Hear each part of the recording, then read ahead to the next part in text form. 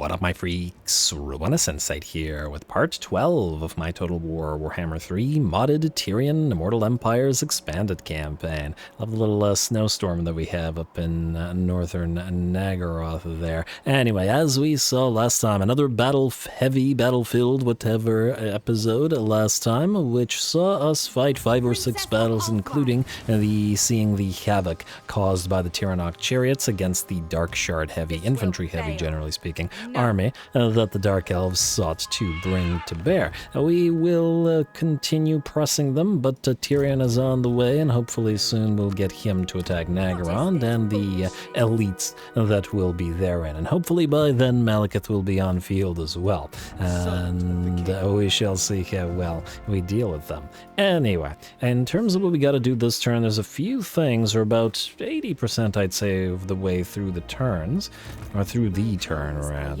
But there are a few things that we want to do. First of all, Tyrion, you go out here and we'll either send you northward through the Underworld Sea Lane to steal tech, or southward to steal tech from these guys. Haven't really decided yet. Ultimately won't make too much of a difference.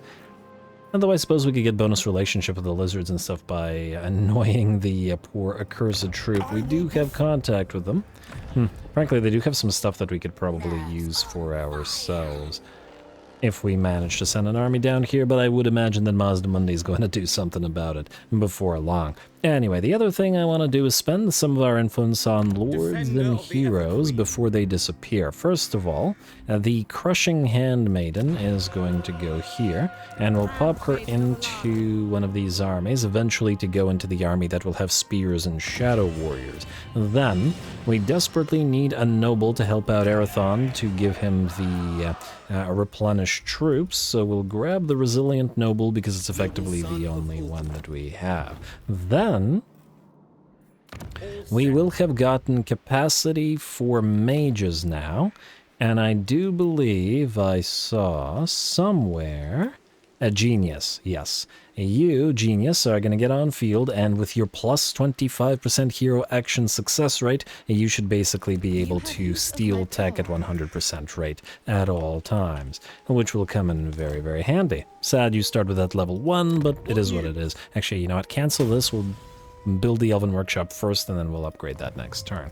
Alright, that looks good to me. Then, we have just enough money to grab a princess. Let's say here at Toralessi.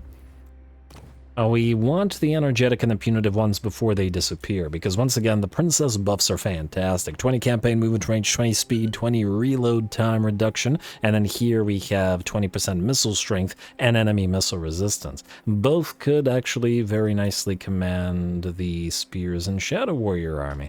Punitive feels like lorefully appropriate. But I'll think about it. They were both very solid options. Anyway, we're going to recruit you, because I figure the energetic one will disappear before the punitive one does. On field like so, and then it'll immediately go for the inspiring presence, and I guess root marcher as well. Also like so. Then, we don't, I think, have enough influence now. We also should have gotten capacity for the lore masters, which we did. But, yeah, the good ones are 50 hello. Yeah, 50 cost. Okay, we gotta get you on field next turn then. Income from post-battle loot, 50% magic item drop chance. We really need the additional magic items. And the melee defense plus 10 for Phoenix units. All quite nice. Alright, then let's do diplomacy while we're here. Should be something we didn't do at the end. Yeah, let's do the non-aggression pact and military access with the Reichlanders, or the Wissenlanders, rather. Darkness. Doom Legion we can ignore. Scion of Sri Lanka, you're a Lizardman faction, so we can be friends with you. We can actually go into defensive alliance straight up with you if we really wanted to. I will think about this. I'm ignoring Daughters of the Forest and Hunts Marshal for now, just because there's some problems with factions that may not like them. Last Defenders, being beside Techless, are a decent option, however. Like so. Then, Southern Sentinels, Cult of Sotek. Yeah, let's do both of you guys. Like so, and frankly I'm surprised the Southern Sentinels haven't been absorbed by Itza or by the, or by Tehenoan, but well, we'll see. Anyway, Cult of Sotek, let's friendify. Lovely. Alright, any trade agreements? Alas, no. Military access, we have a Komodo clan. They're at war with the Harbingers of Pain. I'm gonna leave them alone for now, just because this may be a good option for, you know, being friends with this particular Dark Elven faction. Maybe, we shall see. Now, I'm gonna get the defensive alliance with the Claws of the White Tiger, but it ain't working out so far. Oh, I guess there's Leofric's Fellowship, though these guys might not like them either. You know what, let's wait on that. Defensive alliance, Miao Ying. I still think that they're gonna die. In fact, let's not take their money. But let's build the outpost in their settlement. Maybe that'll help them defend a little bit better. Maybe. Frankly, yeah, there's the signs of Sri Lanka. They are, I fear, too close to these guys. They do have diplomatic relations, so let's hold off on that one. And same with Torelthus, because they're actually directly at war with them. Yeah. Illyrian, Nagareth, and Ivres. You are all, I think, fine for now. Though, funnily enough, the military alliance with the Jade Court may be a decent option to get more access to their units as fast as possible. But, well, we'll just wait until the relationship with them buffs up. And Tiranoc, I guess we'll just confederate you. They're basically dead. They're down to one settlement at Griffin Gate, and they could have items made from the Ritual of Vol. And I would like to see if we can't get those. Okay, you have a crown of... Really? That's all? Oh, they might have had lords that died and then lost those items. Unless... Wait a moment. What do you have? Primed. That's not bad. You know what? Go north. I'm going to have use for you. Go to the Chariot Army temporarily, and then we'll send you elsewhere when we have additional troops. Leia Quinn, as soon as you stop moving, I would just like to see... Staff of Solidity. We only had one ourselves, meaning we just got this one, or this one, in Confederation. Which one is it? I don't know. But we could probably build this hero, or lord, and then take that staff away. You go here. We're going to use you to ferry troops from Kievan.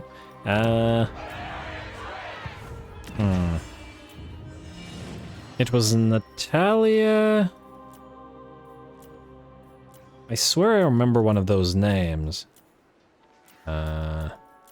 Yes, it's Shin. Oh, they're both here. Oh, beautiful. Alrighty, yeah, this is the one I remembered. So this one is ours, meaning this is the one that we got from the Confederation. You're at rank 9, which I guess is something. We're not going to make use of you, but in theory, we could have you leech XP from somebody. Arathond has Lorna to leech XP. What we could do is send you to the Isle of Wights then. Just for a time, and use you to recruit some non-exalted regular gate guard for Tyrion, and then deliver them to him. Like so, and you can keep the Herald of Mathland to move faster. You can... Oh, I can't spend any points on better recruitment, but that's alright. I'm just gonna have to spend the cash here. Although I do wonder, how much would it cost to globally recruit a unit of gate guard? It would cost 3,000, eh? Oh. So, twice as much effectively. I'm just wondering, at 3,000, these guys would be traveling, and by traveling without fighting, they'd be costing us 800 gold per turn. It might be faster to just build them out here using Shield, for example, and globally recruit them from Tyrion. It would be roughly the same amount, or roughly just as quick, rather. And at the same time, yeah, maybe this was a waste to get you here. Maybe. On the other hand, wait. 800 or actually 900 gold per turn plus the gold that it takes to have you on field. Though admittedly, while you're on field, you will be generating a little bit of XP, so you will eventually level up. And we could effectively have some use for you. How many turns would it take to travel here? Just out of curiosity. Let's say 1, 2, 3. Oh, a fair bit. You know what? Yeah, I think I'm wrong. We should globally recruit them there rather than with Natalia. Yeah, it'll be costly, but it's all good. I think we can live with it. Natalia, then we will have you leech XP from somebody as soon as you can. And I suppose if you're just leeching XP, you don't need a mount. Luckily, you don't seem to have a mount. Alright, fair enough. Alright, that looks good to me. We did the defenses, or the defensive alliances. What we did not do is build outposts. Let's go for Nangao, the one place that's important. Still don't think these guys will survive, but 3 Leather and Sea Guard is probably helpful. Order of Lore Masters were likely to confederate, so we'll leave them alone for now. Nagaroth we're probably going to keep as they are unless they get destroyed by the Wood Elves. And we will go for the Blacklight Tower here. Knights of Calidor, the obvious one is the Fortress of Vorag. Hopefully Emmerich survives. You can go for Lion's Den here, High Elf Sea Patrol. Goes to Pawash, and oh, you guys already have this stuff. Huh. Was there another Bretonnian faction that was still alive? Alright, give me a moment. Toralier, okay, well, Nelerian, we're going to confederate. They're a minor faction, so they'll get confederated by somebody else. And Tower of the Stars, let's do that. Alright, fair bit of cash there. Down to 82,541. But all those outposts will give us additional influence. I just want to say something. There was a Bretonnian faction that was still alive. Paravan! Oh, I just missed it here. Okay, yeah. Let us exchange They're actually willing to go for a trade agreement? That's surprising. Add the lady. Lord Magistrate. Great honor. Or Wait, something we did increase the ability of trading, which is good. I'm gonna go with the last defenders, I guess. They will generate us the most at this current time. Let's do that. Plus they're beside techless. Grant. Oh, and they'll give us a vision down here, which is also not a bad thing. Although I guess the undead won't be too happy about it. Well, that's their problem, I guess. We could trade with the Scions of Sri Lanka if we did an alliance with them. We could trade with Paravan without even the alliance. Yeah, let's just do Paravan for now. We won't generate too much out of them, but we could take their money because I don't think they're dying. They're going to be safe, nestled between other Bretonnians, Wood Elves, and High Elves, and Empire and such. Their only threat is going to be Morgar, who is nearly destroyed, and I suppose Skaven Blight, which we will have to send an expedition to tear to shreds. Anyway, let's do this. And then use some of that money to immediately build the outpost in, I guess, Quenelle, because Paravan itself is presumably taken by somebody. Alright. And that went reasonably well. I do believe we also didn't do the building last time around. So, Black Flood, Hag Grief, let's build the defenses. Expensive, I know, but we'll get our money back eventually. Go for the livestock pens, since if we don't confederate Tory Vress, we will not get the livestock pens out of, well, Tory Vress there. You can go for the Haven and the Port. Griffin Gate, yes. From the Confederation, tribute to the Phoenix King. And obviously make good use of those additional tariffs. Let's go for the Pottery Maker here. And I'm going to say upgrade Toralessi first to get the landmark up and running. Here we'll actually start with a Noble rather than the Entertainment District or the Plaza or whatever it's called, just because I would like additional Noble capacity as much and as fast as possible. We need lots and lots of those Nobles. The gates are looking good. The Northern Mountains, Pale Sisters, let's build the Marble Quarry and the Elven Craftsman. Growth would be a decent option as well, but the more construction cost reduction we have here in these mountains, the better. Funnily enough, we could probably collect money from Kuran. Although maybe we wait at least until these are all tier 3 and then afterwards collect money. That's generally what I like to do, or the way I like to do it. And I think we'll keep it or keep it like that. Frankly, I should probably uncollect the, you know what, uncollect the money on Bordelot. It's 400 gold per turn. I mean, it's nice, but at the same time, I'd really rather have the growth to get the place up and running fast as we possibly can. There is, I believe, not much else to do. Kievan is fine. Hinamara, Annalise, you are waiting. Yeah, it looks we're good. We do have one battle before we end the turn, however. Coral, you are fighting a Jisora. And it's medium casualties, but we do outnumber the enemy, and it shouldn't be a problem. But nonetheless, I think it's worth fighting, because Coral really won't have those Exalted Illyrian Reavers for very long. Go.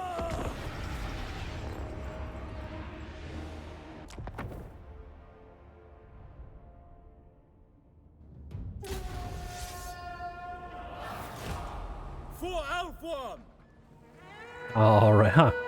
The way that he said it almost sounded like for Ulthuan rather than Ulthuan, and frankly that also kind of makes sense. Anyway, doesn't look like the Warline chariot that Coril gets is different from Alistar's, or at the very least it looks like a similar type of war chariot, minus the fact that it seems to use the Rohagras Pride type Warline models rather than the regular Warline models, which admittedly is neat. However, nonetheless, I feel like he should be down on the ground with his pure main company. Anyway, the battle will start while I've been getting distracted, as the combination of the War Lions and the units of Illyrian Reavers, Exalted Illyrian Reavers, smash into the enemy Black Knights, and I thought I saw dire doggos. Yes, there were dire wolves in here, plus a bunch of bats. Unfortunately for them, those are all relatively fragile units, and they're going to have a bad time over on the right flank and left flank alike. Same sort of situation is repeating itself, and it's a pretty darn solid combo. Plus, we do have a little bit of anti-large with 15 bonus on the Exalted Illyrian Reavers. And against a relatively fragile cavalry like Black Knights, they are fine. In the meantime, speaking of relatively fragile, the Eagles have found, mobbed, and obliterated a poor unit of Vargeists, which get knocked out of the sky, while the enemy Lord moves to engage Coril with 2 units of the Graveguard in tow. Unfortunately for them, the Sword and Board Graveguard versus the Great Axe-wielding Pure Main Company is probably not such a great matchup for them. And in rather short order, I imagine we'll tear them to shreds. And interestingly, we keep the armor sundering on the Warline chariot. I assume that Warline chariots, like the actual unit, not the Lord mount, get bleed like the Warlines do, but I'm gonna double check. Just out of curiosity. I feel like they're not armor sundering either way.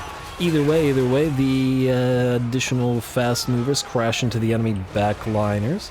Or actually not backlines, into the rear of the enemy line. These are the main liners. And by the looks of it, the battle is already pretty much ours. Gotta enjoy it while we can, as soon the War Lions and the Illyrian Reaver combo will not be here anymore. Though I suppose there is an argument to be made for keeping the combo, just putting it in another army. I will certainly give that some consideration as well. Once we get the Khaine units, I'd really like to employ some Tigermen and some Celestial Lions and Jet Lions most likely. Although there may not be enough room in these 2 armies to do all of that, and we may have to go for a 3rd army with some different kitties as well. I will consider it. Either way, with the enemy mainliners destroyed, only the units that moved to attempt to bail out the Black Knights still remain. Unsurprisingly, they are the Halberd variants, but they're also too slow to reach our lines before they either crumble away or get torn to shreds by the bolt throwers. Few more seconds, the last Graveguard fall, and this battle is Coril's without significant damage.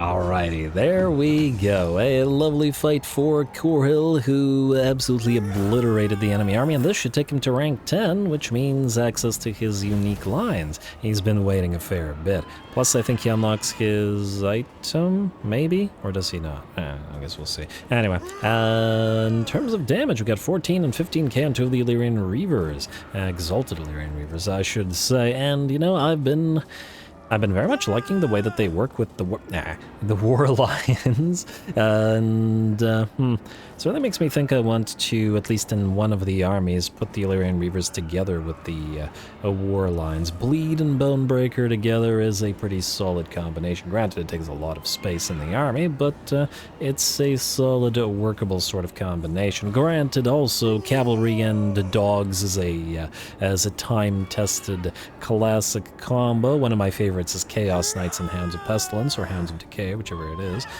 So it's not surprising that these 2 work well together.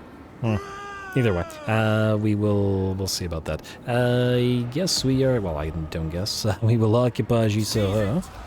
And yes, Pelt of Carondus. When Corkhill slew the great lion Carondus, he afterwards skinned the animal and wore its fur proudly upon his shoulders. Years later, it was remade into a magnificent cloak enchanted by the lore master Fenrir and presented to Corkhill as a gift from Finnebar himself. Huh, but funnily enough, with the massive amount of physical resistance and melee damage that it offers, a reflection that it offers, it does seem like it would be better for him to be on a chariot. However, I nonetheless want to keep him on foot. I like the way he looks with his own hand-picked Pyramain company. Next up, speaking of, we'll go for the dedication to Kurnus, giving us more reductions for white lines, war lines, and line chariots, as well as post-battle loot. We will, I think, ignore the battle buffs right now because we don't actually have a lot of the lines, and instead we'll go through Strength of Kurnus, which is a nice hex, but rather into Finnebar's Bodyguard to get the bonus influence, diplomatic relations, and enemy hero success chance reduction. Lovely. And then the Mist Mage, which again is technically not supposed to be in this army, but we'll get to you. And I'm going to say let's grab Flensing Hearts, a solid spell, and I'd like you to be able to have access to it. We can't leave the settlement to channel. Colin, go this way. And you should be fine, I hope. If this guy's here by himself, I doubt that they will attack us. I wonder if Ziflin's going to besiege Castle Dreckenfels. I could give it a try, it's a solid castle. And it, ooh, wait. Is the Fey Enchantress going up here? No, they're trying to go towards the Broken Axe. Okay, I wasn't admittedly not expecting that, but sure, why not? Alright. And the additional relationship with elves and with Imperials, I do wonder if this... Nope. I was really hoping for... They used to be 10, now they're 14. Perhaps because they are no longer at war with these guys who are disappeared. I can't believe they fought them for that long. I mean, I can believe it, frickin' High Elves, but it does nonetheless annoy me somewhat. Anyway, I do believe we're ready to end the turn. We have lost a chunk of change, so next turn we should try and get it back. Skip, skip, skip. Outpost upgrade. I don't think there's any important ones with the possible exception of this one. No, we can always cancel that. Or actually, I don't know if you can cancel. Yeah, you can cancel. Start on this so we can bank the money, essentially, and if we need to upgrade something else, then we'll do that. Skip, skip, and turn. Hope I haven't forgotten anything. Felt like there was a lot of stuff to do that end turn, but, well, we'll see. Oh, really got to get the alliances with the Great Orthodoxy and with the Ice Court. I don't really care about the Bears, but there's certainly stuff, icy stuff, that would, or the Warbear Riders at the very least, that would work nice with for us. So Stankia, I have a mind to kill you. I really don't like how Stankia dared to set foot on Ulthuan without permission. Ulthuan is closed, others outside of Lothern, to all outsiders, and yeah, I don't know, man. I just don't know. Ambush. Oh, poor Rervito, you are dead. And a free forest cloak. This will work nicely maybe for some heroes in our White Lion armies. Either way, you can ransom those captives. And those poor Dark Elves. I'd say that Nagaroth is happy, but Nagaroth has completely lost the plot, attacking, or at the very least fighting the Wood Elves. I actually don't remember who attacked who anymore, but they're both idiots.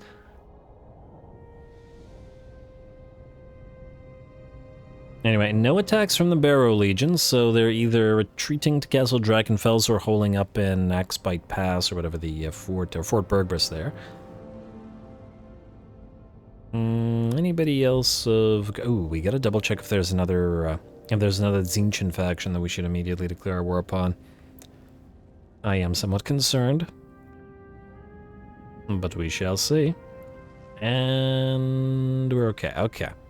Before we do anything else, or actually, wait, let's see if there's anything. Scaling destroyed. Yep, okay, this is what I was expecting. The path of the convoy obstructs a gigantic chain that extends between two towers. The fort is hostile, and refuses to let you pass through. You can attack the guards to free the way or take another route, which will slow down the convoy. Hostile, you say. Hostile means we're attacking. Now, the biggest threat by far is going to be the war wagons. They are devastatingly high damage dealing in SFO, and we got to bring them down with the lions as rapidly as we can. Go.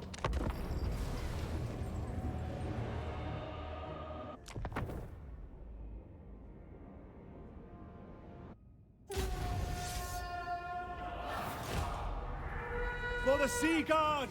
For Ulthuan! For all Asur!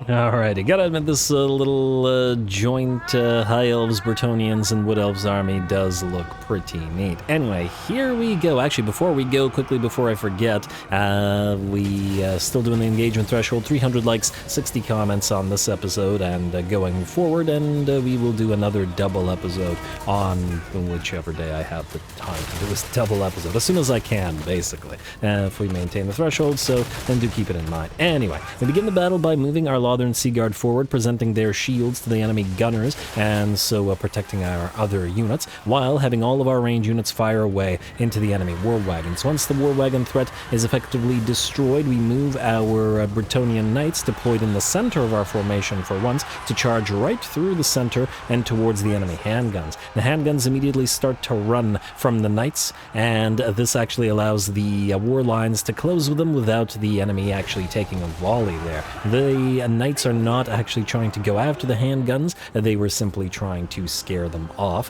and allow the war lines to tear them to shreds. Over on the left and right flanks, our Eternal Guard engage some enemy spears or whatever other units and pin them down, allowing the Bretonnian knights to charge through, while, as we know, the twin blade war dancers start absolutely tearing through the poor Empire infantry, who have little to no chance of survival, especially with the range fire support coming in from Wood and High Elf alike, and the Bretonnian Knights continuously charging through their flanks and rear. Very quickly, the bounce power drops to about 90% in our favor. Ingmir, our Sea Helm, moves towards the enemy lord and engages him, but makes sure to move around said enemy lord and present his own shield to the range fire, as that's a lot of arrows coming in from every side, and we don't want to kill our own Sea Helm. Fortunately, by the looks of our positioning, it is not super dangerous. Look at all those. Look at all those arrows.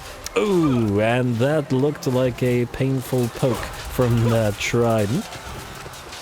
And the enemy lord is down to 40% of his HP. Again, we have very little in the way of armor piercing on the range units that we have in this particular army, but it doesn't really matter. As with that, the enemy lord shatters, the rest of his army long having been depleted down to 10 or 20% of their HP. Battle, unsurprisingly, Ingmir's.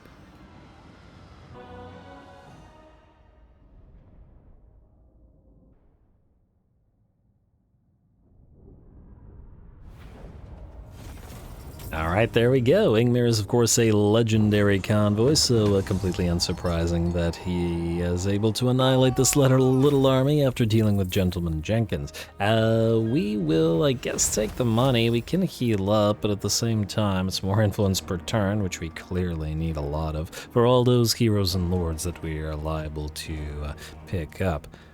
Yes. Also, damage-wise, 18 and 18k for the War Dancers. Very, very good. And then 16k for the Knights of the Realm. Not quite as good, but still very, very solid. Lovely. Take the ransom captives. Did he actually level up, or did the game lie, is another question, though. He should be somewhere out here, right? Faction destroyed, Scaling. Ironbrow's Expedition destroyed. Cabal destroyed. Manhan's Blade. Okay, I don't actually know who you are. Dredgereth the Ashen discovered. Alavian's Outpost construction. Rite of Sotek performed. Enemy killed in battle. There's that Forest Cloak we were talking about, but not for you. Listar's ambush is foiled, but that's not relevant. Alavian's Outpost construction. The Shrine of Khaine on the Isle of Ulthuan. Constructor, ready for duty, a princess. Technology researched, good. And there we go. Alright, now, Ingmir Convoy, you are here. Yes, you did level up. Beautiful. Oh, but you have to save your points for both hidden stores and better scales.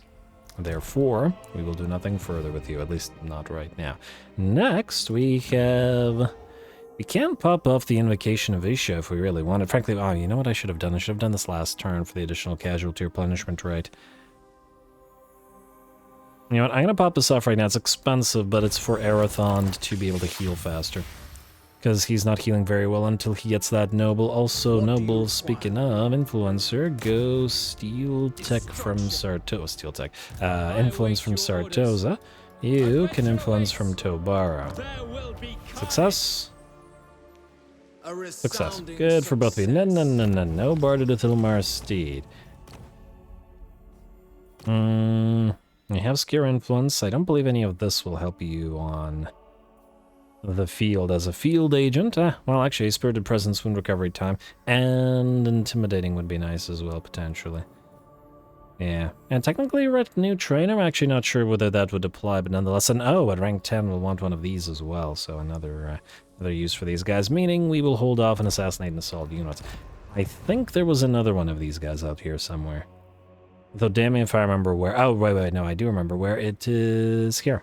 You, go Steel Tech from Rat Rock. Smash it to ruins. I am slightly concerned by the fact that the Fey Enchantress is heading over there.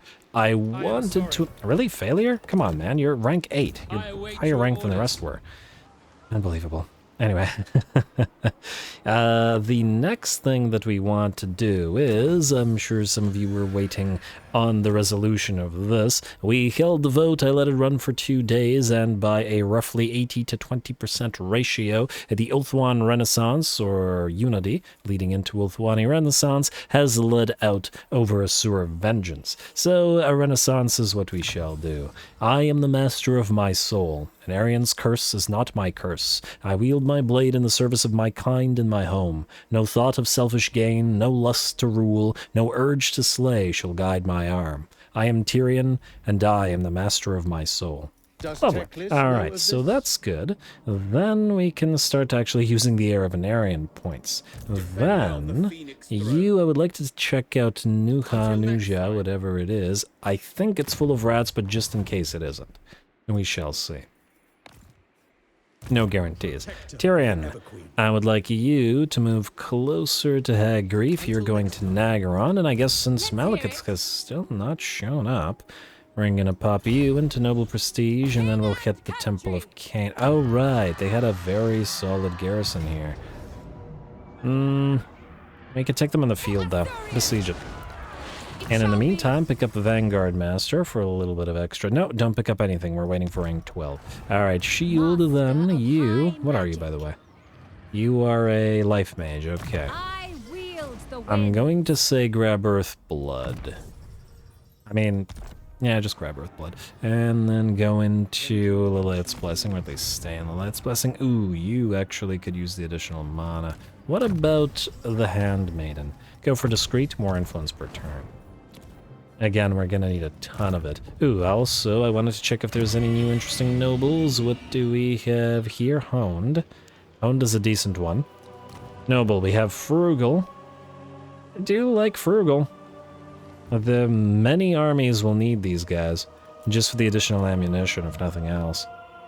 Any army with a significant amount of range units. So I think we actually get you on field and we pop you into the Spears and Shadow Warriors army. Frugal Noble. Alike, so. Another Arathon. We have Arathon at home. Alright, and I will do your points later. Hopefully I do not forget. Arathon, you need Anorel to join you. You are slowly healing here. You would be able to join him at the Isle of Wights if we went to the Isle of Wights first, I suppose. Actually, no, we wouldn't be able to reach it. Oh. Huh. Actually, if you go... Okay, just give me a minute. If you go here... you should actually be able to reach him. We wouldn't be able to go to Conquata. But I think we go here. Not in a settlement. We go back, we grab Anorel. Guide me. Speaking of Anorel, let's go down here for 1 second, just because it reminded me. Anorel's monolith. In Anorel's tomb. The monolith beneath which the fabled elven explorer Anorel is said to be entombed also contains a navigation stone of untold value. That's actually pretty decent. Alright. But I was not originally intending to confederate Imric unless he is on the verge of getting wiped out. Which, admittedly, he is surrounded by foes. We'll see if we can get an expedition down there, but that'll be a eventual sort of thing. Anorel, into Arathon's army, please. And admittedly, you're pretty fighty. Okay, let's get you replenished troops, like so. Then, since you're rank 10, we're actually free to grab knowledge of lizardman affairs for the additional industry for all buildings. Granted, the others are good as well, but, you know. And assuming you're staying in this army, I'm not guaranteeing it, but we could always reset you. We're going to get you Sky Stewardship for the additional armor for flying units, which does include Eagles and Skycutters both. Funnily enough, I can get additional speed and charge bonus on the Lothern Skycutters.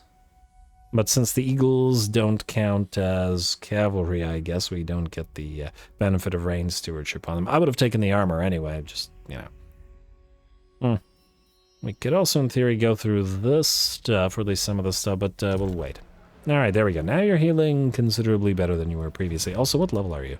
The Order of Belshazzar. 9. You're waiting for Revered Tactician for additional armor for those Eagles. Although, with Skymaster here, you know what? Grab Skymaster, we should be able to get the rank 7 on the Eagles. Granted, it's kind of terrible. No defenses, no ward save, no... but whatever. Alright, you. I guess then... Oh, Karl Franz is probably going to take Rat... Oh, they're not at war. I feel like we should grab this before the Fey Enchantress does. I wasn't originally going to bother taking it, admittedly. And... Oh, I don't like that. The fact that you're down here, I don't like because... Do we have military access with you? We do. Lord of the Phoenix. We cannot reach you. Huh. If we can't reach you, what's the likelihood that you can reach us here? I don't care that much about Fort Berg-Bray, but I care about it more than I would if it was a different faction, because we can actually make some use of it. I guess we could take Fort Berg-Bray and ignore Rat Rock. It will cost us some salt, unfortunately, assuming the Fey Enchantress grabs it next. Though, potentially, if there are other settlements, we could sell it off to her. Although I'm not entirely sure for what stuff and where. It is a yellow territory, admittedly. But it is a trade good. Absolutely. This guy returns to Fort Berg-Bray, assuming that he can't reach Marienburg. Wait, can Marienburg defend itself? No. So if this guy can, in fact, reach it... For the wisdom of I don't think he can, though. Never. Alright, I'm going to say... Wait, what's the likelihood that you, Billionaire, could reach Fort Berg-Bray? In March stance... Wait a moment. If you head here... Onward then. While we head Corhill to Castle Artois... No mercy. Like this. And besiege it. It'll be a toughie because of all the Blood Knights and stuff, but that's life. Then we move Yorian to reinforce in whatever stance we can put her into. This is a Rushing Handmaiden. I'm gonna put her into this army. And then this army will go into Lilith's Blessing, I guess, to start channeling out here. Like so, maybe a little bit closer even. Like so. Then... Oh, what was percussive do? Oh, nah. I mean, 20% charge bonus. Can I offer assistance? Colin, you can attack Fort Berg-Bray, Bergbris, and have Bellinarian force. It is still a fort, so it won't let us simply attack it or simply auto-resolve it, so we will have to deal with it. But that's better. This way, we would, in theory, be free to move towards Rat Rock. Cross the ford here, like so. And stay in our own territory. Go into, I'm gonna say, ambush stance. Get ready to move to Rat Rock next turn. Did you get? Yes, you did get, okay.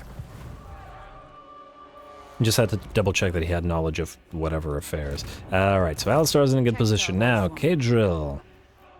I do believe you have a Skull Island. Setting sail. Which means a fight. Raid the Cove. What do we have here? 3 Rotting Leviathans and 4 units of Depth Guard. Oh my. Okay. And with the shield and the super heavy armor and the Rotting Leviathans, the Illyrian Reaver Archers are not going to have nearly as easy a time against them as they did against the Mammoths. Go, Kadril.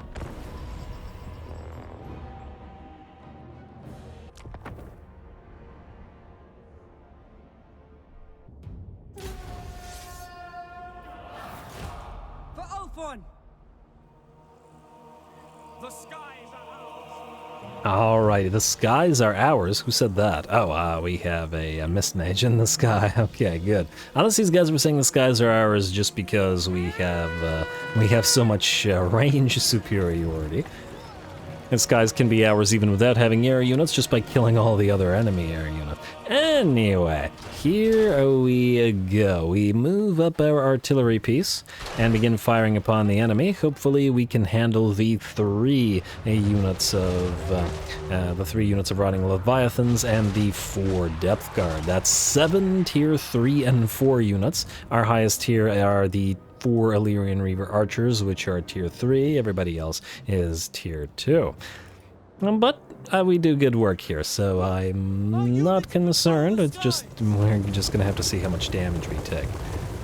Alright, Illyrian Reaver Archers are going to move out to the flanks, and this means all the way out far as we can go. Gotta keep out of range of that carronade. We actually move our entire infantry line back as well so that the carronade doesn't target it, while our Exalted Eagleclaw bolt throwers fire on the enemy carronade. We started with a little bit of the multi-shot, while the carronade was closer to the enemy infantry piles. Now that we're probably not going to get too many more volleys that hit the infantry as well as the carronade, we're going to switch to single target instead. As in the single bolt, it'll be better against the artillery is what I'm getting at. Now, although funnily enough, the carronade is now moving back towards the enemy infantry, so maybe we get a few more volleys like this. Yeah, there we go, now there's the switch. Alright, and now it's time to destroy the actual cannons. All the while, now that the cannons are being destroyed, it's time for 2 of our Illyrian Reaver Archers to move on to the enemy's right flank, and we'll start firing away. Solid missile strength, solid bonus versus large, and not a crazy amount of armor-piercing damage, and the enemy, in theory, does have a bronze shield. We're going to counteract that, however, by popping off that Flensing Har, reducing the enemy armor by 25, which is actually like nothing to the big crabby boy, but the armor, or the shielding reduction at the very least, helps out. Huh. Actually, speaking of shielding reduction... Oh. Whoever... Oh, you got Flensing Har on you as well. But either way, you know how steam tanks and certain other units... I think Zargard? Or is it an upgrade? Anyway, certain units have 360-degree sort of missile deflection. Yeah, the giant hermit crab with the, several inches thick exoskeleton and the giant sea... the ship shell should probably have 360-degree firing arc protection. Kind of silly that it doesn't. Especially with 145 armor. Anyway, we use our range units to focus down the depth guard next and do pretty well at it, especially with our armor-piercing range damage, those heavy arrowheads hitting real hard. In the meantime, the first of the Rotting Leviathans has nearly been destroyed over on the right flank by Illyrian Reaver Archers, and with the Depth Guard all having fallen, the enemy Lord lying pincushion now, and the third, the one unit of the crabs that is not getting focused down, and getting distracted by a summon of Oceanids.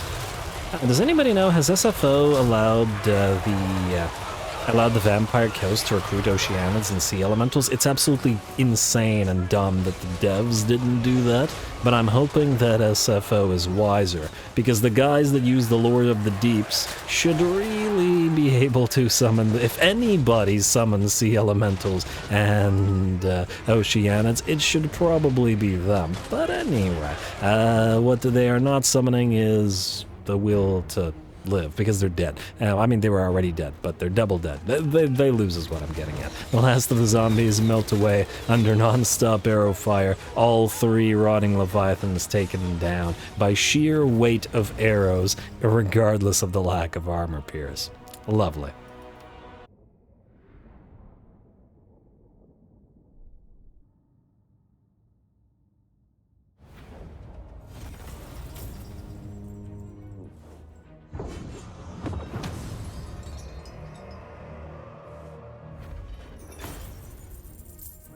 Alrighty, there we go. Those Rotting Leviathans did take an absolutely huge amount of effort to bring down, but at the end of the day, we were able to focus them and prevent them from really achieving anything. 12 losses, and those will by and large spread out amongst our various units. 7 of them being from Cat Sharp's casting of, well, whatever she cast to do that. Anyway, we'll take the money, 3.3k. Not something to sneeze at. And for the Lothern Sea Guard, we should really, let's see.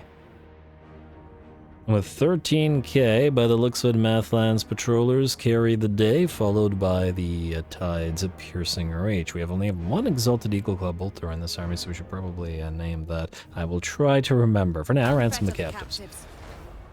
Oh, and I'm sure, of course, the armor-piercing High Elven Archers and the other High Elven Archers did well. A Creation Scout, sure, why not? Cadril, a Griffin. Phoenix King. I don't know if I want you on the Griffin as opposed to being... Well, you would be able to...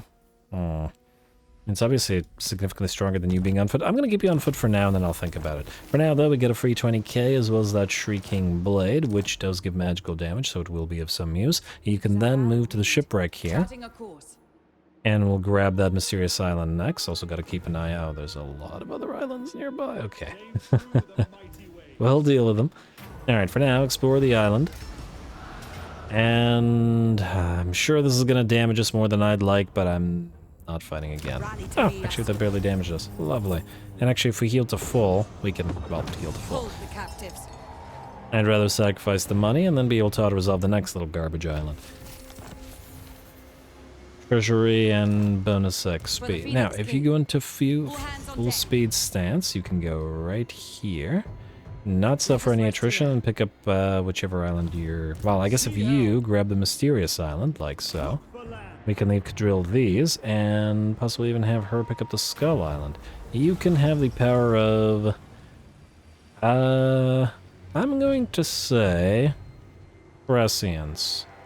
Because you're not going to be the one commanding the army when we transfer the units. And what does Trunk of Maps do? Campaign Line of Sight and Match. Yeah, that's fine. This is a shipwreck, which we cannot reach here. We would not suffer attrition. Okay, go near it. Wait, is something making us immune to attrition for this turn? Yes. Invocation of Isha. Oh, we are free to cross the sea, frankly, in any manner we please, then. This is good. This is very good. You go into Annalise's army, and you guys just stay here. We'll have you pick up the Skull Island then, and maybe sail Cadril down here, and see what else we have to see. Also, somebody's probably going to have to deal with Kairos, so yeah, there's also more islands down here, I take it. Somewhere there will be a materials at sea. Someday we will get it. Anyway, Kevin. Ooh, wait, before I forget. First of all, you upgrade the Elven Forge, and we'll need to keep this if we want to upgrade it to the next tier.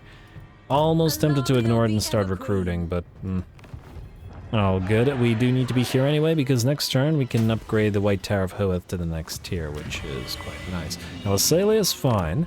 In fact, speaking of Elisele, we can switch you to growth now, banish corruption.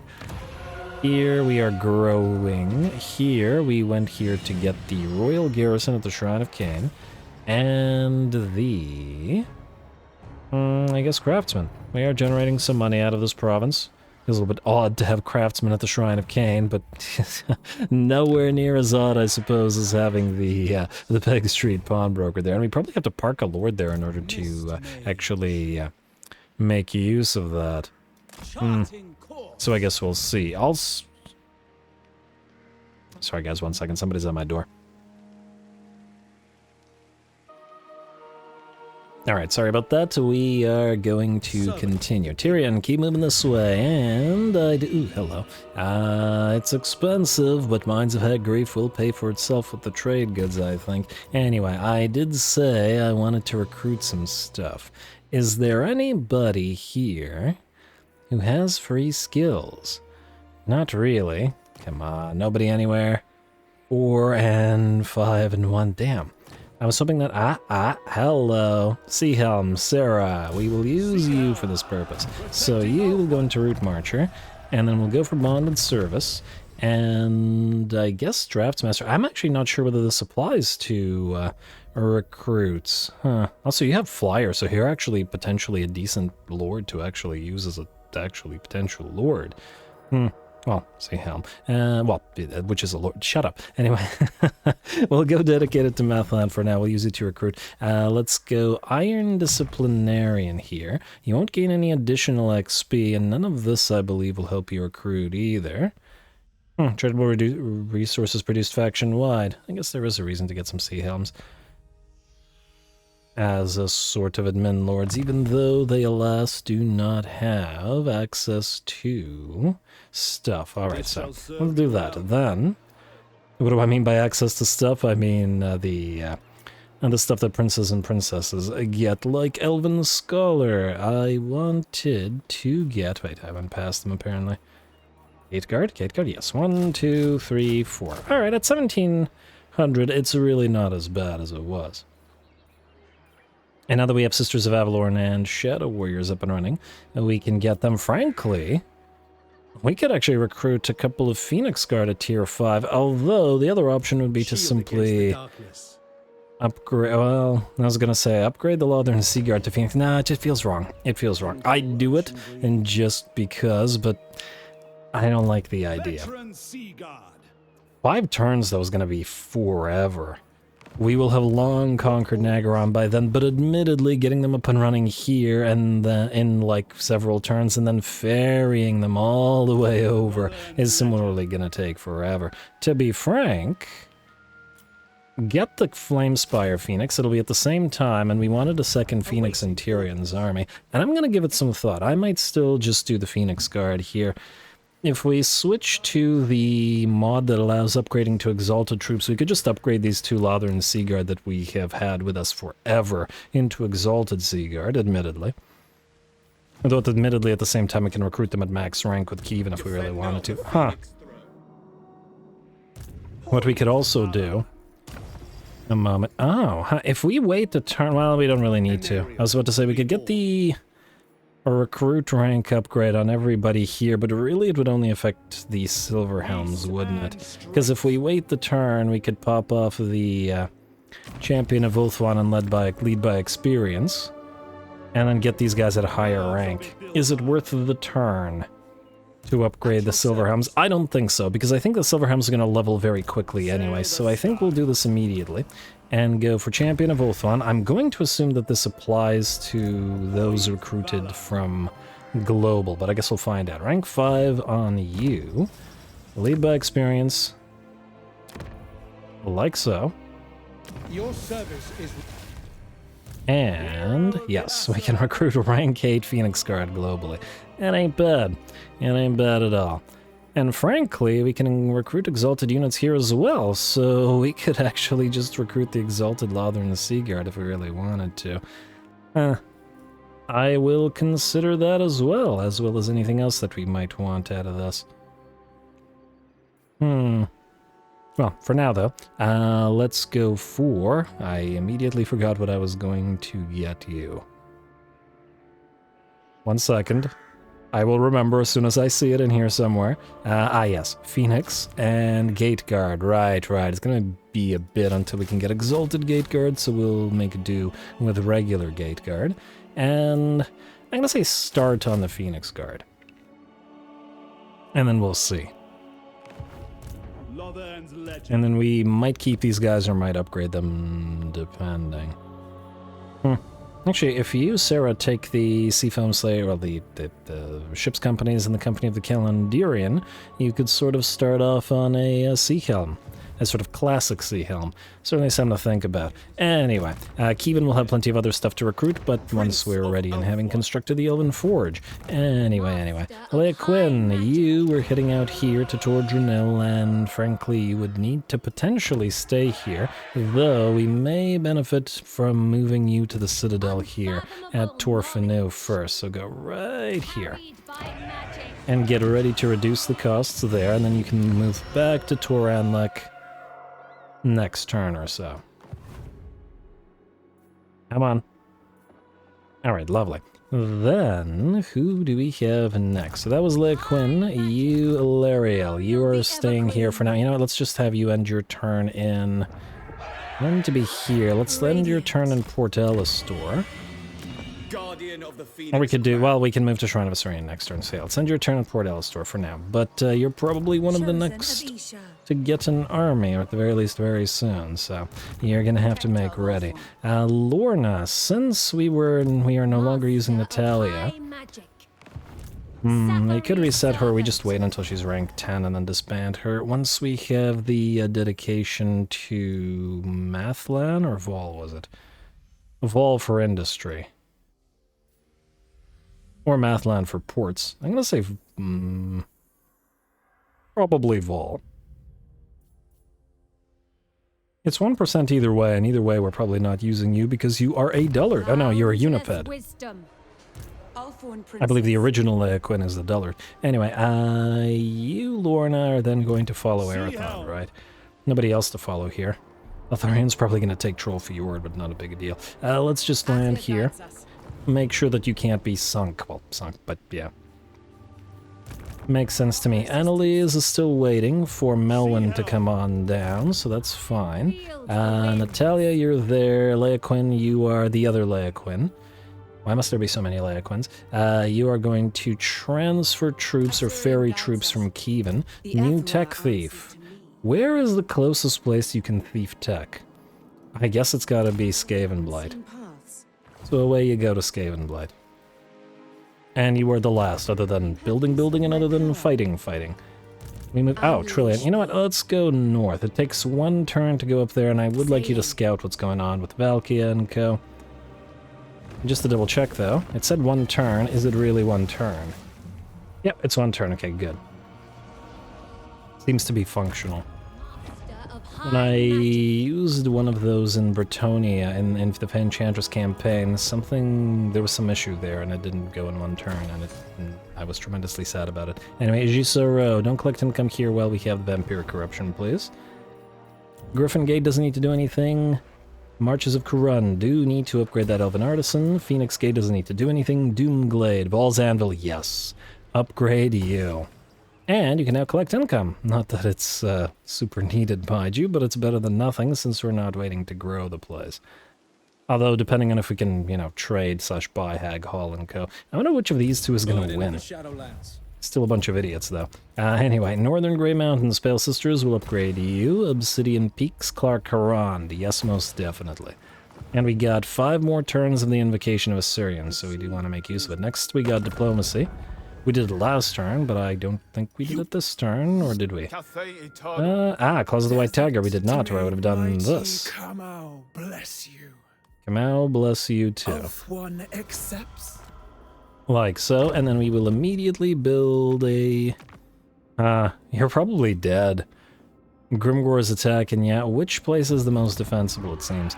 Looks like Blood Peak. Maybe Blood Peak will survive, but I doubt it. Not against 2 stacks from these guys.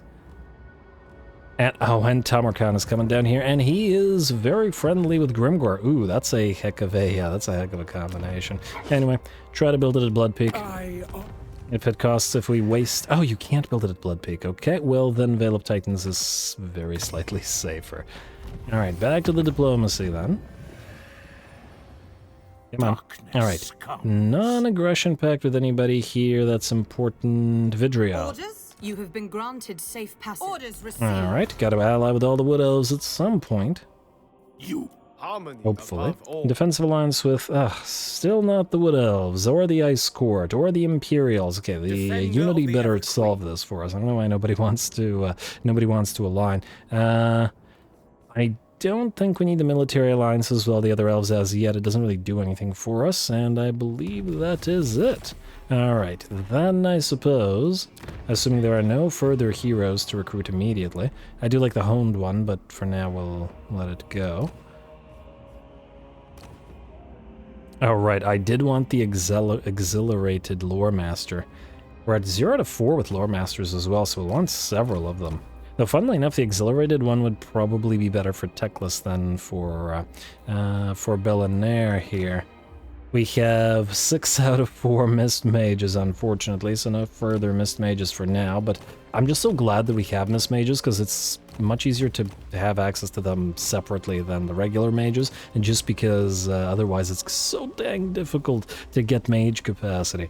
We were having a small discussion in the Discord previously about comparing it to Kislev, where previously, and well, several patches ago now, but a while ago, it was basically impossible to get a significant number of Ice Witches, or Frost Maidens, or whatever they're called. Anyway, let's get at least the Exhilarated one. I hate to spend the... Oh... Maybe we should prioritize getting the Punitive Princess, because she's gonna disappear. You know what? Yeah, I'm gonna say prioritize it. I don't know which army you're gonna go in, but I think yeah. Because what if we never see another Punitive Princess, and it's a really good trait? We haven't seen another Ardent Princess since the first one we got. Actually, I feel like it would be neat if their traits didn't get duplicated. Like, you could only have one Ardent Princess or one Punitive Princess, etc., etc., etc. It would give you more reason to use different trait lords. Granted, I do that anyway, but, you know, shut up. Anyway, Coril, going to Noble Prestige. I do believe we're attacking Castle Artois, which is, well defended, or we could fight them in the field. You know what, I'm gonna give them a chance to fight us in the field. I always feel bad when we attack them in the, do you need anything? Really? I always feel bad when we attack them in sieges because the AI is so bad at it and we just destroy them with artillery. I don't want to do that. This one we do have to do that. Elenair. What will we want for this fight? Searing Doom and Earthblood are going to be the critical ones. I'm inclined to say we should at least pick up Flamestorm. We'll never be able to use it because Colin doesn't have any mana. Well, that's unfortunate. Well, I guess you could pick up the level just in case. You never know, but well, we would be able to cast it once, and then save the rest of your points for your unique line. I'm just checking if there's anything that reduces not the cooldown of spells, but the cost, and not here, unfortunately. Oh well. And then you... depends on which army you're going to go into, so we don't know which of these you're going to use as yet. Alright, Cullen, away you go then. To battle.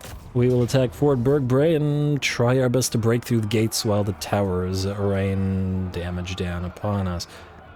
The alternative would be to remain in the siege. Just like, well, actually, maybe that's the better option here. They won't sally out, but it will allow Colin to break siege and then Belinair to attack directly and then have mana. And frankly, we could even bring up the rear with other armies. Huh. Yeah, you know what, why not? I don't really foresee the need to attack immediately when we can do so in a little bit. In very little bit. Alright then. Skip, skip, skip, skip, skip, skip, skip. And end the turn unless I'm mistaken. Well, let's see what else they've got. We've got 3 sieges. Malekith's definitely going to sally out of the Temple of Khaine, or, well, his faction is. I still don't know where Malekith himself is. But with Tyrion closing in, I do imagine we'll be encountering him in short order. Military alliance with Teclis. No need for now. We will be confederating you soon as we... Maybe not soon as we can, but eventually. As long as he's not under threat from being destroyed. Hello. Ah! Wouldn't you know it, I found Malekith. He was down here all along. I don't think you can win against both of this. A retreat. And Hag Grief attacks Yvresse. That is a very interesting choice, Hag Grief. I don't really know why you wanted to do this, but sure. I don't mind fighting Dark Elves. And, why did that thing appear and then disappear? Strange. Tremendously strange, but all good. Once again, the camera went to where we've already read the blurbs. Why didn't you go somewhere where we didn't read the blurbs, like out there in Nagaron? More importantly, the Blood Knights, the Vargeists, the Black Coach, the Cairn Wraiths. It's gonna be a toughie for Coril, and it already knows that with the Valiant defeat. Let's see how Valiant and how defeat. Go.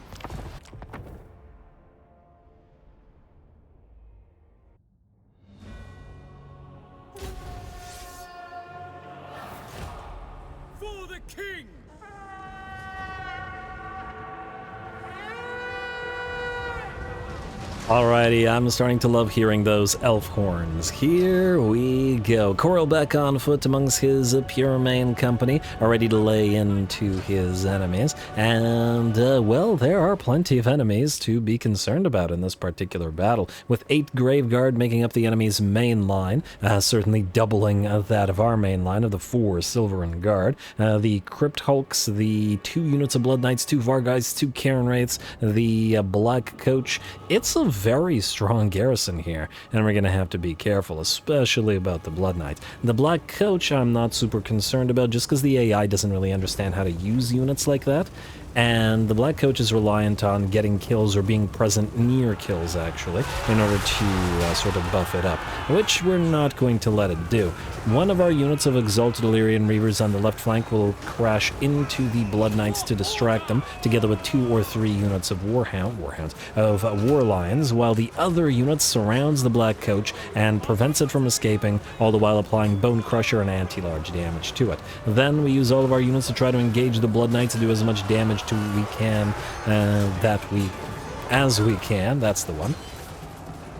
But it looks like the enemy moves some Crypt Hulks into reinforce, which is a great move by the AI, as they will add mass and prevent us from easily being able to chase down the Knights. Unfortunately for them, we've got more of our own reinforcements coming in, as another unit of War Lines crashes into the enemy backline, and Blood Knights and Crypt Hulks and Black Coach alike are all melting away. We try to escape now that the enemy is melting, but the enemy summons a unit of zombies to tar pit us as the Cairn Wraiths arrive and start to dish out plenty of damage to our units. The Black Coach explodes, and the rest of our units will withdraw. One of the War Lines having taken about 40% of their HP and damage, but all good. In the meantime, both of the units of Vargheist lie dead in the forest below. I can't see their corpses, but they're there. Trust me, they're there. As the Eagles rip them to shreds at the cost of about 25 HP, or 25% rather HP on one of them. Tried to slow down one of the units of Cairn Wraiths, or not even slow them down so much as use Mathland's Spike to dish out a bit of damage to them, since we have no magical damage. But alas, it barely does any damage to them. It is an anti-single entity ability after all. Well, what can you do?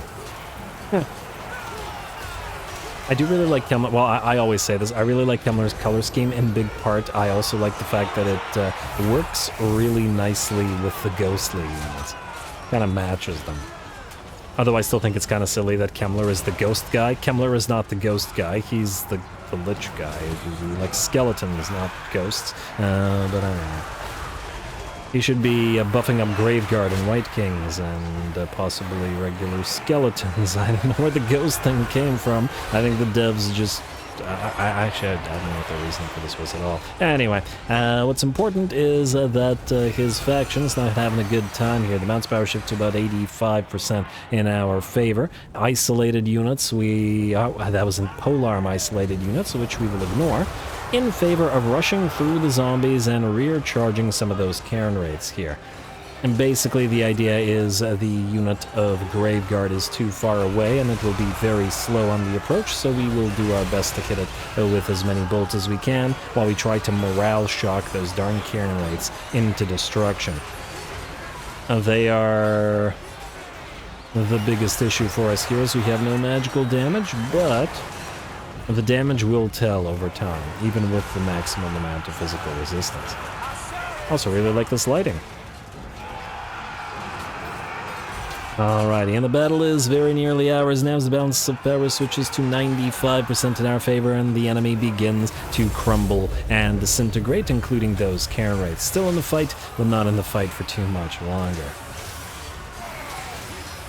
You gotta try to remember to put at least one unit of, well, again, not technically in this army. And because this army will change, but no, nonetheless, this army will need to have some magical damage to deal with such issues. Anyway, we'll more on this later. Anyway, the enemy completely failed in the center, where the Pure Main Company held strong and did plenty of work, and the Blood Knights were taken out by our own cavalry, though admittedly, 2 Blood Knights mobbed effectively by 8 units, by 4 Exalted Illyrian Reavers, and 4 War Lions, but hey, you gotta do what you gotta do. All's fair in war, etc., etc. And somebody has not crumbled away, and there we go. As soon as I said it, they do.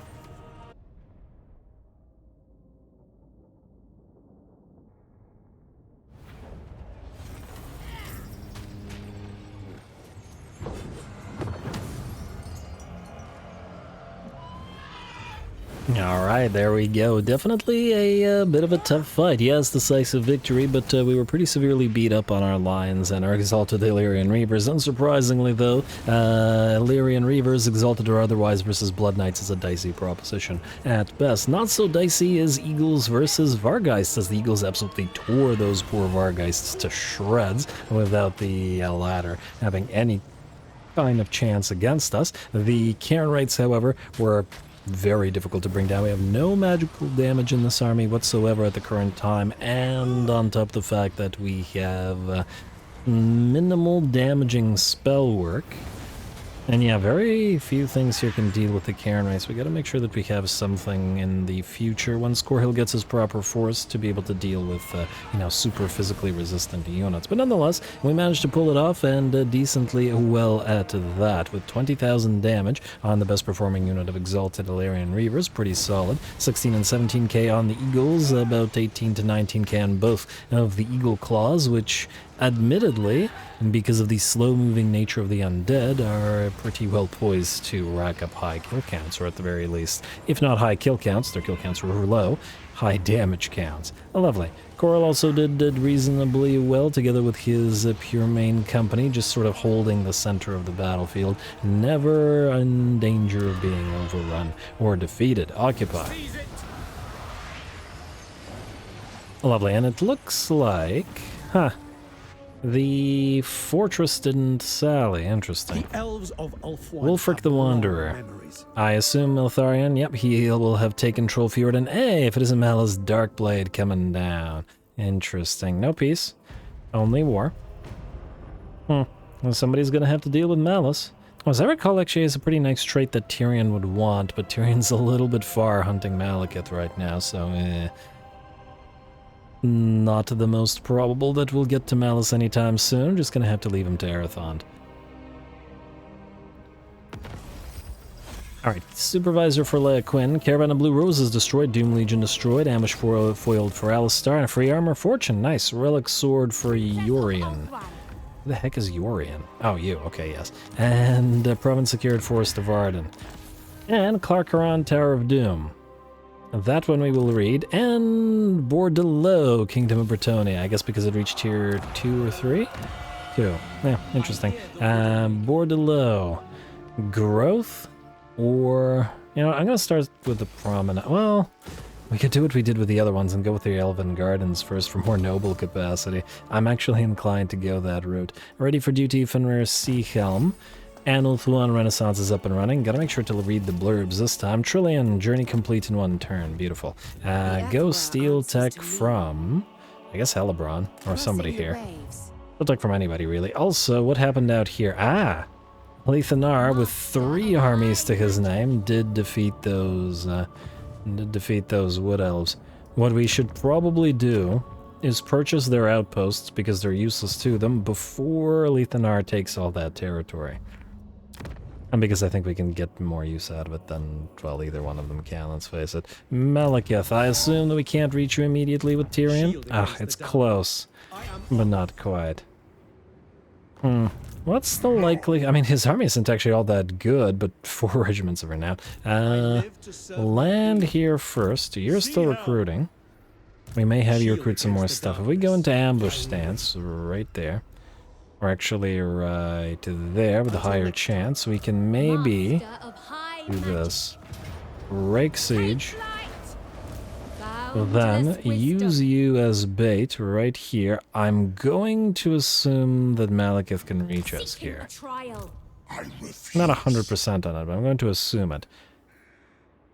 And then Hennermara, I would like you to besiege Nagarond. And can you do stance? Yes, you can do stance. Besiege Nagarond. I don't actually... well, Malekith might actually come around this way as well, but just in case, I'll do it like this. This must be so irritating to Malekith, but it's funny to me, so that's what counts really. Anyway, do we need to... oh, we can't recruit any more stuff right here. I mean, we can locally, but there's nothing that we would want to recruit locally.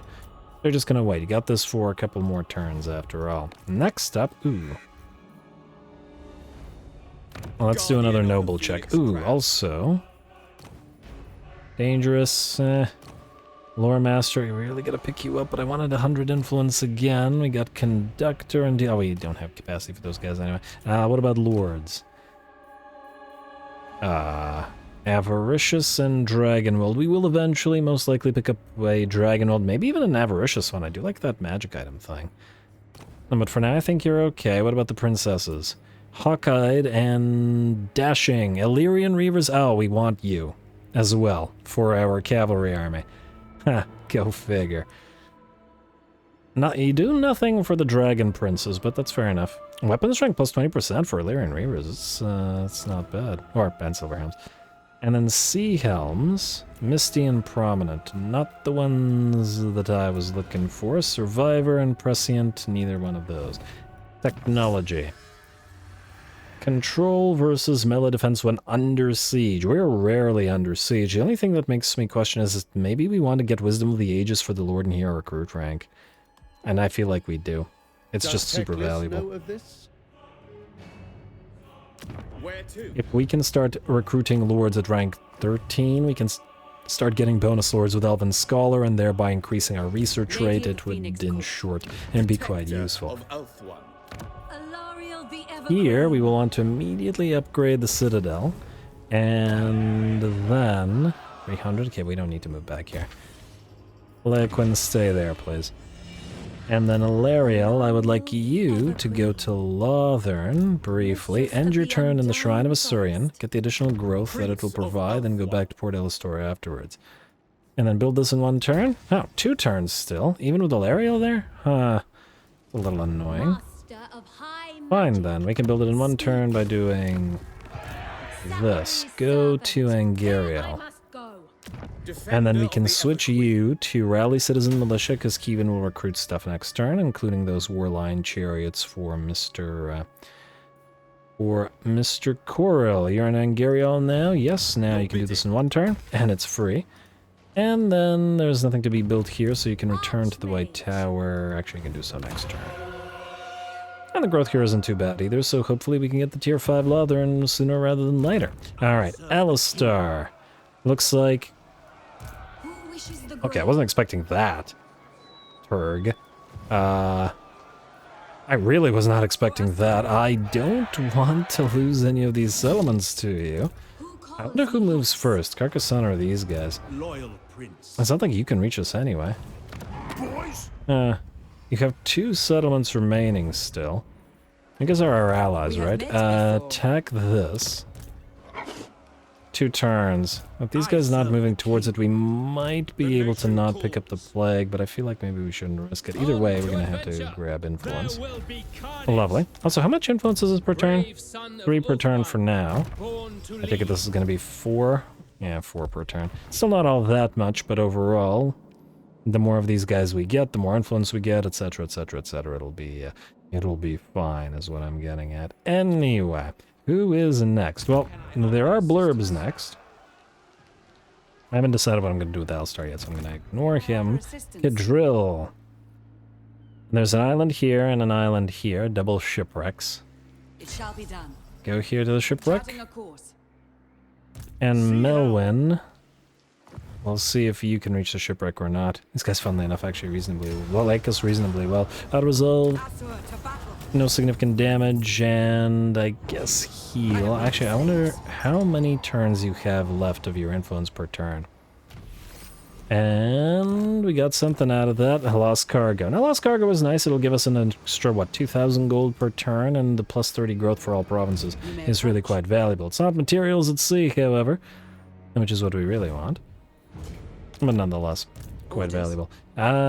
If you pick up this, you'll probably get damaged and won't be able to attack the Skull Reef together. You could actually attack it now, though I would like, or prefer rather, Annalise to do it because she has a good trait. Another exemplar, and therefore I would like her to actually lead an army at some point. Also, how are our convoys doing? 1 turn and 2 turns. Okay, haven't reached where you're supposed to go as yet, but you're getting there. If we grab this, we'll have to delay the Skull Reef, but that's not the worst thing in the world, I suppose. Maybe you go after this Skull Reef, or even go southward. I'm just double checking where there are other islands nearby. Oh, we'll also want to sail... Okay, I think probably only Cadrill can do this out of these guys. We'll want to sail down here and pick up the Star Tower.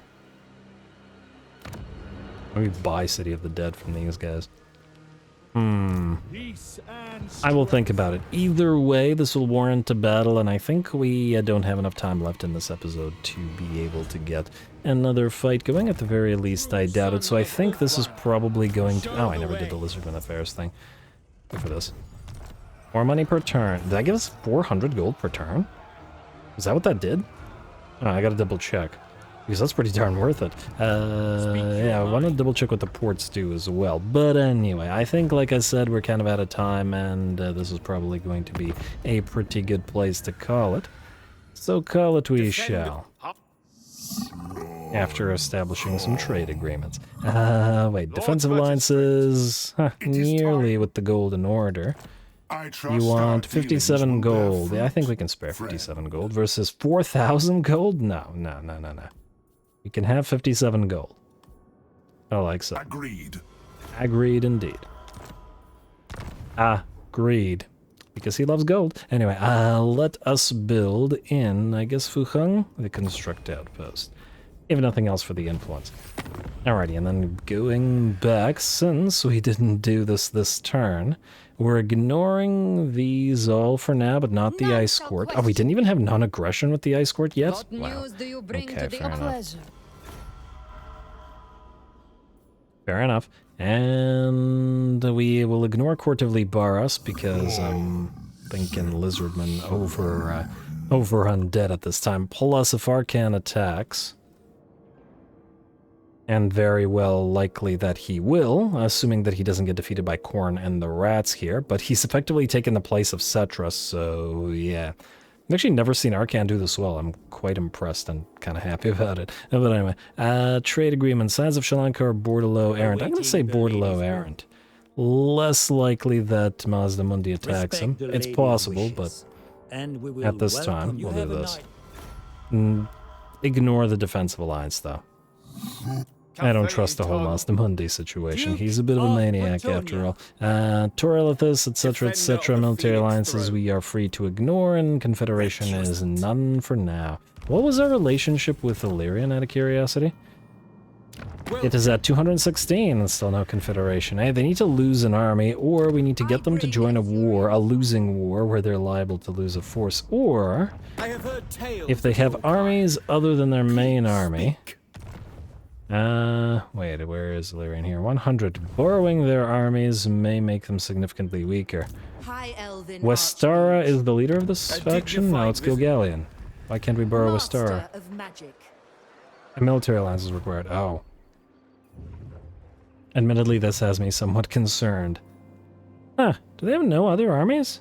That's the only army they have, and they don't want to confederate. That's what happens when you're not at war. I wonder how many wars can get you to join? For a military alliance and a little bit of money, some decent factions we could do this with. Certainly something to think about. Anyway, I will think about that next time, as well as in the alliance and the borrowing of the army, etc., etc., etc. But for now, like I said, we're out of time, and I'm going to call it here, and I'm just going to pray that I remember it next time around. Speaking of next time, most likely, or at the very least, hopefully, we will be able to fight Mr. Malekith here with Tyrion, and the two will hopefully duke it out in a rather nice fight while we continue recruiting the other units that Tyrion is going to want in his army. Anyway, stay tuned for more Tyrion and Elves. Don't forget to leave those likes and comments below, especially the threshold for the double episode if you're into that sort of thing. All glory to the algorithm. Gotta remember not to forget this. And thanks for watching.